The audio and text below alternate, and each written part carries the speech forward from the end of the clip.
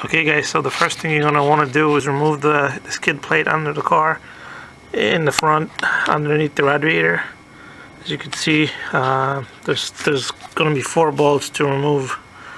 1, 2, 3, and 4. They're 13 millimeter bolts. You remove them. Continue.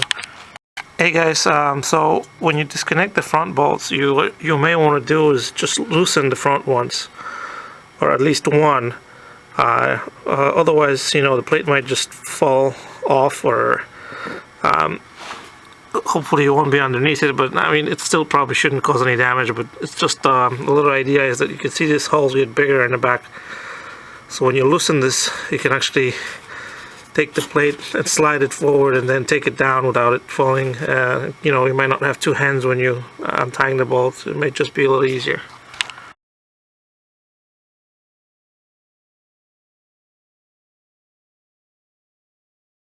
Okay guys, so now that I have the shield off, the skid plate, the next thing you're going to want to do is going to squeeze this clamp, slide it backwards on the hose, pull the hose off, and drain the coolant from the radiator.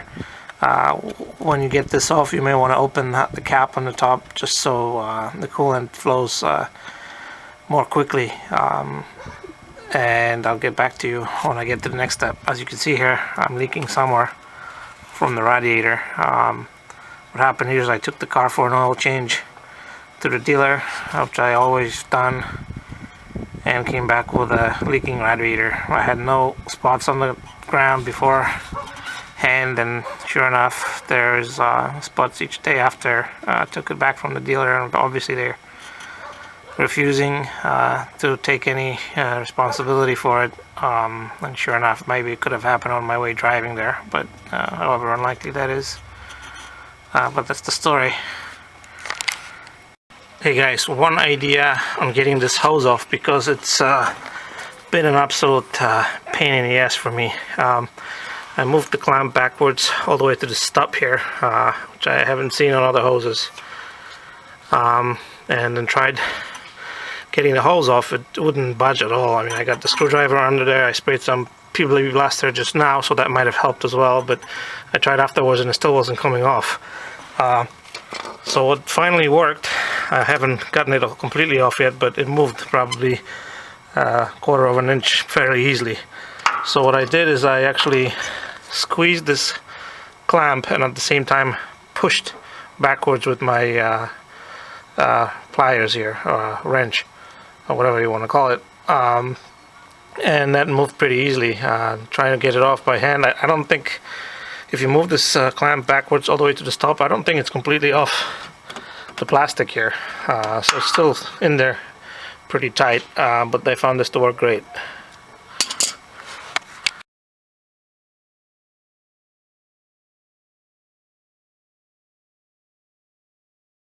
Okay guys, so the next thing that you're gonna do, as you can see, I've draining the liquid. It finally came off, pretty much all done.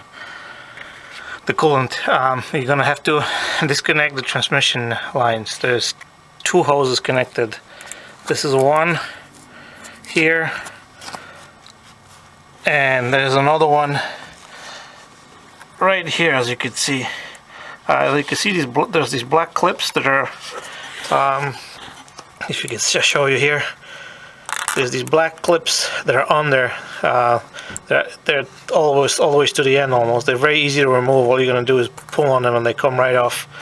You can use a screwdriver to help yourself if you can't get your head in there, and they come off very easily. The next thing you're going to do, there's these little metal, they're almost invisible springs, if you could see here.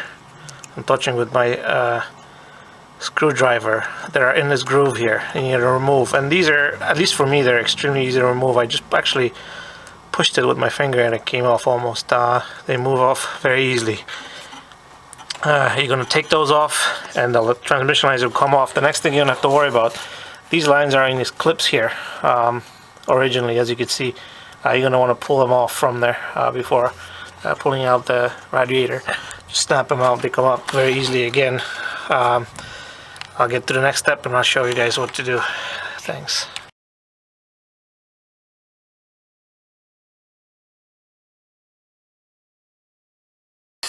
Hey guys, so the next thing you're going to do is remove the top hose from the radiator after removing the bottom one first.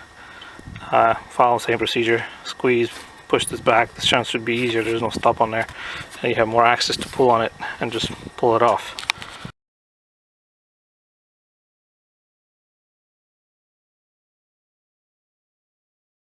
Another thing you want to disconnect is the overflow. That's it.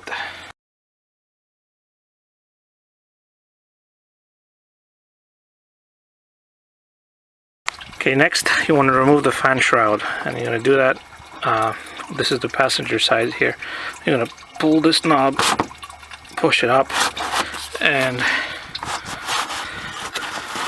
rotate it much as far as it can go. You're going to take the next knob that comes up here, pull it another 90 degrees until it goes into the slot.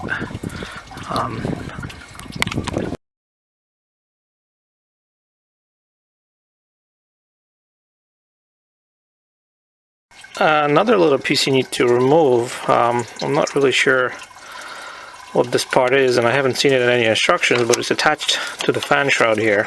So in order to remove the fan shroud, you have to have it removed. It's attached to the little hole here. What I did to get it done is basically this is screwed in. I just keep twisting it, and the cable rotates in it, so you can easily unwind it. Keep twisting it until it all just came out. So as you can see, the shroud is out. It actually wasn't that easy to get out. The coolant's still draining, but other than that I have everything disconnected. You really have to play with the shroud and get it around the fan, to the sides, around the tube here to try to get it out. And as you can see, it even cracked this tube while I was trying to get it out. Luckily it's the tube that cracked and not the shroud. Then again, the new radiator will have a tube on it, so I'm not too worried about it. But the next thing we're going to do is we're going to disconnect this top bolt to get the radiator loose.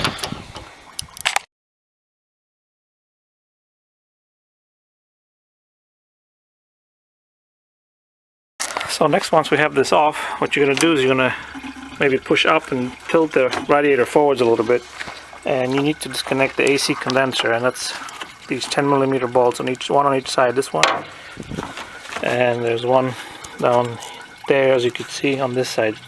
So you're going to disconnect those and pull off the condenser.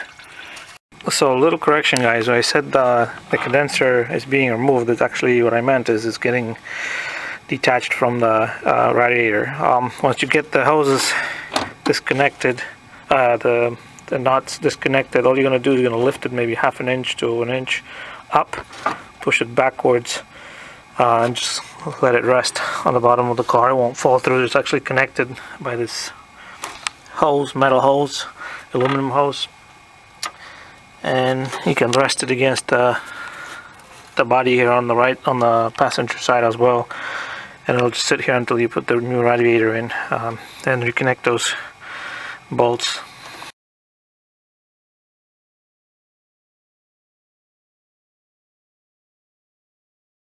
So you can see, guys, this is the old radiator. It's got some kind of gunk and leaves built up. This is the new radiator. I ordered the original factory AC Delco from Amazon. I think it cost about $244 with tax and free shipping on Amazon. Also bought some AC Delco transmission fluid. You're gonna have some drain when you have those transmission lines disconnected, so you're gonna have to refill some. It's the Dexron 6. Make sure you get a Dexron 6. You can get other brands like Valvoline, like a Walmart brand or something. I decided to go with AC Delco. On Amazon, again, it was like 28 bucks with free shipping for a liter. I believe it's 4 quarts. Well, I'm sorry, it's 1 gallon, so it's about 4 quarts. You should need more than that. You probably won't need more than a quart or two, but I'll have some spare, I guess. You also need to buy coolant to refill once you're done. And you also have to be very careful doesn't take regular coolant. It has to be Dex Cool. You can buy the condensated version, which I did, or you can buy the pre-mixed, which is 50% Dex Cool, 50% distilled water. Make sure if you buy the condensed one, don't use regular water. It's no good. It's minerals in it, and you don't want this stuff in your car. You make sure you buy distilled water when you're buying this. It still comes out a lot cheaper, because I believe even at Walmart the pre-mixed one is about $13 and this is about $14, and you can make twice as much with another gallon of distilled water. Let's say $15 for 2 gallons versus one for $3 less. So it's worth it. If you just need one standing around for for emergencies, you're probably better off buying the pre-mixed ones, just because you don't want to be messing with mixing the stuff, getting it all over the place. You need another funnel and a bucket or something to mix it with, and just becomes another ball game. So again, keep in mind Dex Cool for the coolant and Dexron 6 for the transmission fluid, and it has to be Dexron 6, not Dexron 4, 5, or any other. You want to use this for your transmission. You don't want any trouble. If you look in the manual, that's what it says you need to use.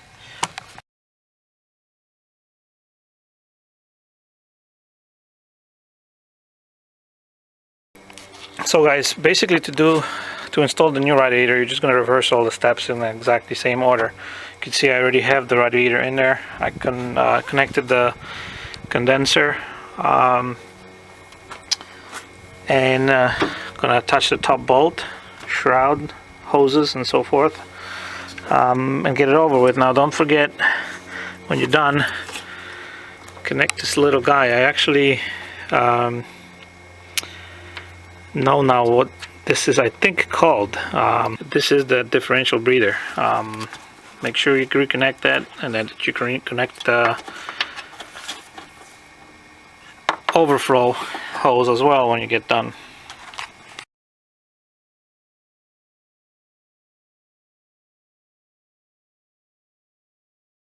As for the tool, guys, the tools, this is pretty much all you're going to need: a screwdriver, 10mm wrench, 10 and 13 socket wrench. Really, you could do with just a 13. You could use this for all of them. It just makes this easier. There's one bolt. You're going to have one of these, just because you can get to it with one of these. And I guess another wrench for getting those clamps loose. You can pretty much do the whole job with this. And I'm pretty much done, just getting ready to put the plate back on and see that everything's working. Thanks for watching.